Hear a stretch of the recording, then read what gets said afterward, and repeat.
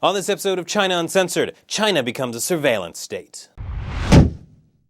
Hi, welcome to China Uncensored. I'm your host, Chris Chappell. Bad news, guys. America is in trouble. China is kicking our butts. Everyone knows that in order to maintain social harmony, the government needs to be able to keep a very close eye on the public. In the US, we only have a multi-billion-dollar intelligence agency listening in on our phone calls, reading our emails, and potentially using submarines to tap deep-sea fiber optic cables between the US and Europe. If the United States keep going at this slow rate, China is going to beat us in the race to becoming a surveillance state. So, besides having 2 million people whose only job it is to look at what people are saying about the government online, and a police and secret police force that gets more money than the army, China has 20 million surveillance cameras set up around the country. They began building their vast nationwide surveillance system in 2005 and even gave it the people-friendly name Skynet, a name that was pre-co-opted by Western media running dog James Cameron in 1984 for the vast, self-aware AI network that wipes out humanity in his Terminator franchise. So, what is this comprehensive surveillance system being used for? What any invasion of privacy by a regime bent on thought control is used for? Protecting people. Why, take for instance the boyfriend of that insidious human rights lawyer, Li Tiantian.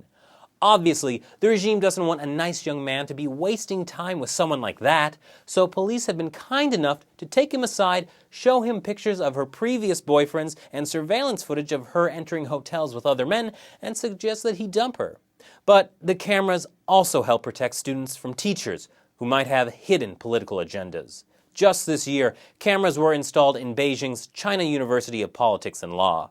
A politics and law school is no place for radical new ideas or independent thought.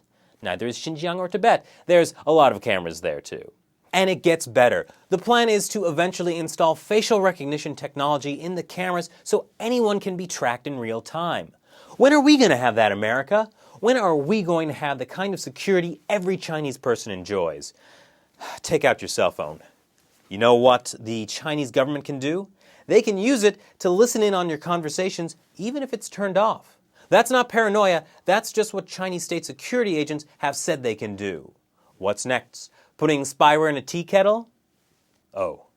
Now, some may think that there's a potential for abuse of this kind of technology.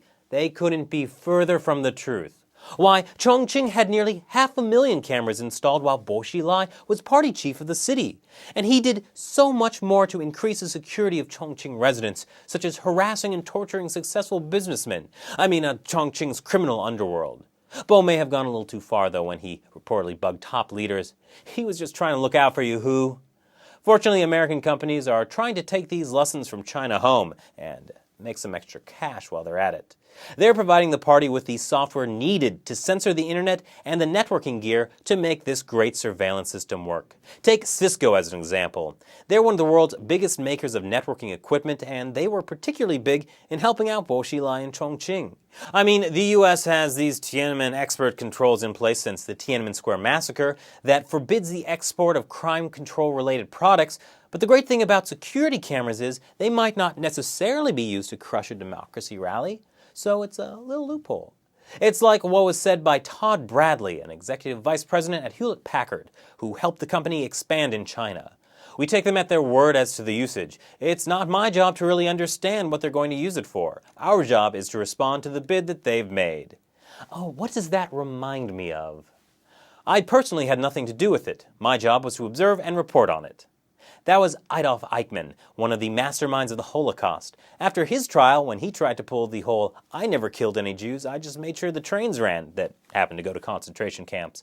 Jewish German philosopher Hannah Arendt, who was at the trial, coined the term banality of evil, that the greatest evils in history aren't committed by sociopaths, but by ordinary people who give up their ability to think.